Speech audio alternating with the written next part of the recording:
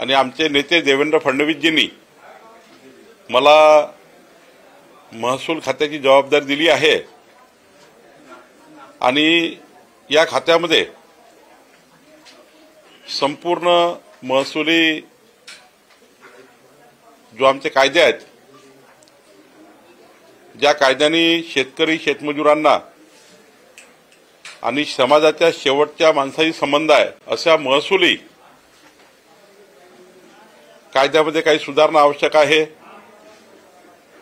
या खात्यामध्ये मोठ्या प्रमाणावर जर चांगल्या सुधारणा आणल्या तर या महाराष्ट्राला आपल्याला विकासाकरता पुढे नेता येईल। छोट्या छोट्या कारणामुळे अनेक विकास प्रकल्प थांबले आहे, त्याला सुद्धा आम्ही पुढे नेणार आहोत।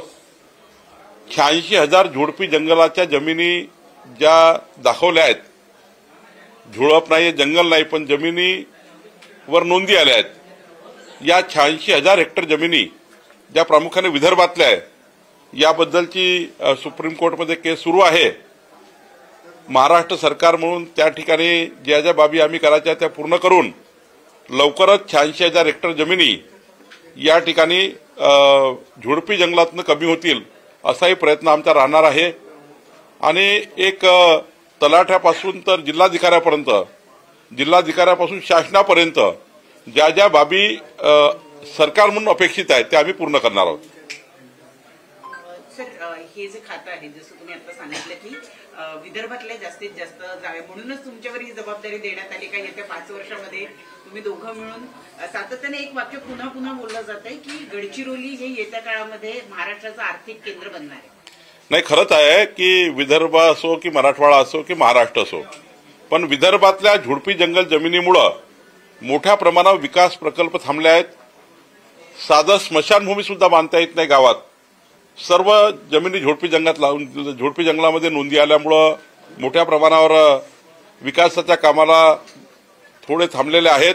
मला विश्वास आहे की पुढच्या 2-3 महिन्यामध्ये आम्ही सुप्रीम कोर्टमध्ये महाराष्ट्र सरकार म्हणून आमची पूर्ण बाजू मांडून या जमिनी सोडू। आणि अनेक प्रकल्प आहेत, त्या ठिकाणी मुद्रांक शुल्काचे प्रश्न आहेत, जमाबंदी आयुक्ताकडे प्रश्न आहेत, शेतकीच्या जमिनी मोजण्याबद्दलचे प्रश्न आहेत, रेतीबद्दलच्या सुलभ पॉलिसी। आज सुलभ पॉलिसी जी आहे ती देशामधली कुठली पॉलिसी आहे ज्यातनं जनतेला रेती मिळेल, रेती माफिया बंद होतील, रेतीची माफियागिरी बंद होईल, याकरता सरकार विशेष लक्ष टाकणार आहे। म्हणजे माफियागिरीच राहणार नाही महाराष्ट्रामध्ये, यासाठी महाराष्ट्र सरकार म्हणून आम्ही विशेष प्रयत्न करणार आहोत।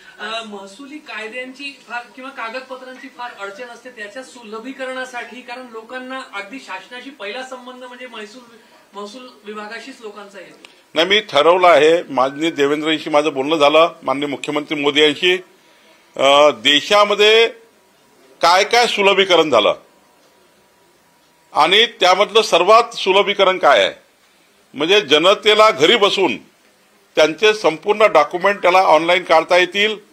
तहसील कार्यालयातल्या, तलाठी कार्यालयातल्या फेरफाट्या ह्या जनतेला होणार नाही आणि लवकरच एक आमूलाग्र बदल, आणि जो देशामधल्या इतर राज्यांनी काय काय कुठे कुठे पूर्व उदाहरण आहेत हे मी त्या ठिकाणी प्रामुख्याने बघणार आहे आणि मोठ्या प्रमाणावर रिलीफ या महाराष्ट्राच्या जनतेला मिळेल।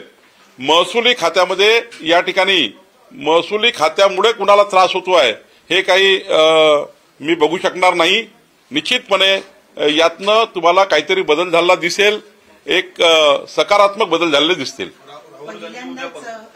पहिल्यांदाच ऍक्च्युअली जलसंपदा विभागाचे 2 विभाग करण्यात आलेले आहे, ते का करण्यात आले त्याच्या मागचं काही